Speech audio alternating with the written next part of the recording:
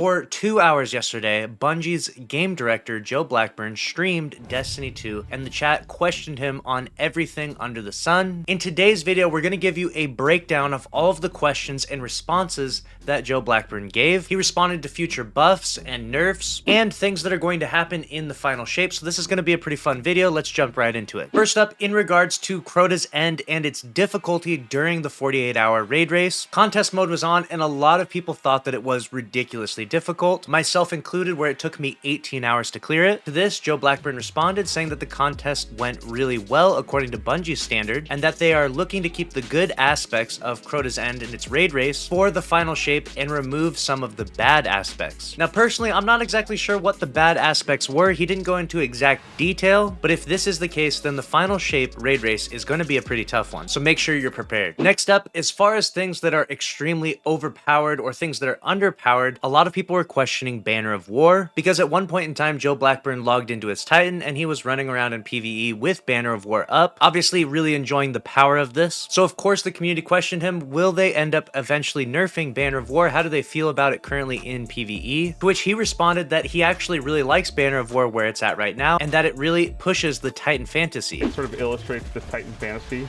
that we've been pushing for a long time. Of like, hey, you play this class because you like to get into the fray, and that can feel really dangerous in a bunch of high-end activities.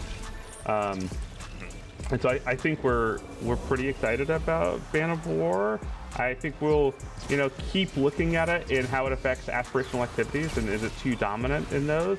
But I've been playing a bunch of Master Crota. I've been playing a bunch of Nightfalls, and I still think we're seeing a bunch of Bonk Titan, right, in those activities. We're still seeing a bunch of Arc Titan. We're still seeing a ton of value put on other support supers like Well, and so I don't think we've seen Banner totally dominate the scene in a way that would get us like high pry worried about like, hey, is this thing just like too oppressive? For too long, Bonk Titan absolutely dominated everything that Titans were doing in PvE, the Solar Titan build that I've brought you many times now. So he said that the identity is great for Banner of War, and I don't think that they plan on nerfing it at all, which is news for us Titan mains out there to rejoice to. But the opposite needs to be said for those that are Warlock mains, because of course people were asking about Weave Walk. And while there are no plans to nerf Weave Walk any more than it's already been, he did mention that it has a high potential to be incredibly oppressive, so I'm sure Bungie is keeping a tight eye on Weave Walk. Weave Walk has the potential to be incredibly oppressive and incredibly powerful. I think it's one of those things that feels really cool, but we have to really monitor, maybe even less from a pure balance standpoint of like, hey, are the numbers too strong? But oh my gosh, this just breaks some experiences in some really scary ways, like PvP with Rift, or reviving, being able to survive through stuff that you shouldn't be able to survive through. Like that's the Weave Walk fear, and I think that you're still making sure that tuning is right. So be mindful of that, all you Warlocks out there. The next bit that people were wondering about is, are you going to buff Stasis? In the Witch Queen calendar year, we got a buff to Void with Void 3.0, Solar 3.0, and Arc 3.0, completely reworking those systems. But in their effort to buff those systems, it felt like Stasis has fallen behind. To which he did respond, you shouldn't expect any new aspects in the future, but fragments are a possibility. I think right now we're focused on the tuning the kit and small distance to kit. Stuff like fragments would be on the table. I wouldn't expect stuff like new Stasis aspects, but yeah, I think everyone's sort of like, hey, how can we get Stasis to live alongside its darkness brother in Strand right now? And the team's got some cool stuff coming down the pipe sooner than you might think. Some things within Stasis are going to be tuned soon, and it's likely during that time when Stasis does get tuned that they'll add a new fragment, which honestly sounds really good. I felt for a while now like Stasis definitely needs some love. Strand is just so powerful and so much fun that it kind of sucks all the air out of the room for the other darkness subclass Stasis, so I'm definitely looking forward to that. Let me know your thoughts down in the comments below. Another burning question that the community was wanting to ask him for so long now was a change to the UI in regards to the 4 buffs that we get on our screen. If you ever have some sort of complex build or weapons that have nice perks on them, you'll notice that on the side of the screen there's only room for 4 buffs in total, but in reality you can have like up to 10 buffs, so you're just not seeing the other 6 on your screen. Joe confirmed that this is a change coming down the pipeline, and that apparently the buffs are going to be on either side of the screen now. We are definitely doing work on the UI and making sure that we're really able to display the information that we want. And this is all sort of like, you know, final shape time frame related right now for us, looking at that. There's a lot of information that people care about at different times.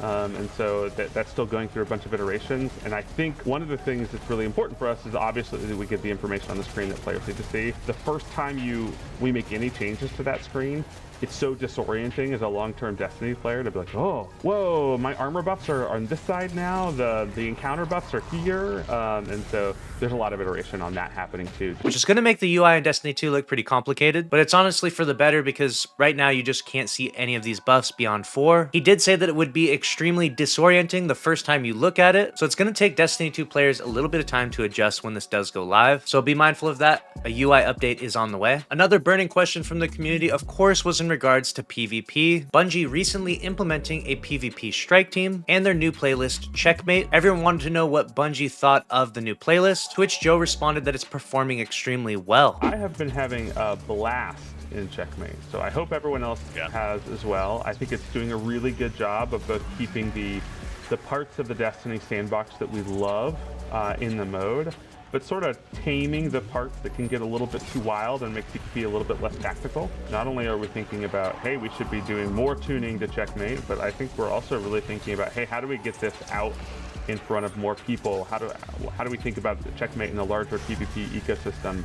I think you should be seeing a lot more PvP Checkmate lab stuff coming out, and then I think hopefully pretty quickly figuring out, hey, how we're going to move this thing out of labs and get it sort of the general pop playing. They're looking to further tune the game mode itself and looking to expand it as a modifier into other game modes. So don't be too surprised if Checkmate Trials doesn't come around pretty soon here. The next question is one of my favorite, which is in regard to the crafting. This was the weekend not too long ago where Destiny 2 Guardians figured out that you could craft weapons into other weapons, changing their frame, their functionality, and allowing them to one-shot all raid bosses. I covered this on the channel extensively, and so I was very excited to hear Joe actually respond to this, in which he said that it was just a really stressful weekend internally, and he said that the reason the fix failed initially was because they had to test the fix internally on a test that they had to create that morning because they never thought that something like this would be possible. We can indeed confirm that you'll all be getting a emblem if you were logged in during that weekend of the crafting, but of course, please make sure you double check the twid for all the specifics. But interesting. We'll be able to go ahead and put our little new crafting emblem at the same time together. They said they still had fun though that weekend, and of course they brought us the new emblem in this week's twid. Now, my overall opinions of this live stream were good. I like to see Bungie giving us a sort of direct line of communication, being more relatable. It feels a little bit frustrating over the years when Bungie doesn't give us that communication that we desire. Sometimes it feels like they're up in their billion-dollar ivory tower and they don't want to look down on us lowly peasants and give us some answers to the burning questions we have. But when they do give us direct lines of communication like this, I'm a big fan of it. And while Joe did skirt around some of the crazier issues like talking about the Latinx controversy and stuff like that, he did actually tackle some of the bigger questions. Some of the responses were really good, but for the most part, he is pretty political. He knows exactly how to not say too much, but I want to know what your thoughts are, so let me know down in the comments below. And if you enjoyed this video, make sure to subscribe to the channel with notifications on because I'm going to bring you all the news in Destiny 2. Smash the like button and click on the screen here to watch another video from the channel. As always, thanks for watching.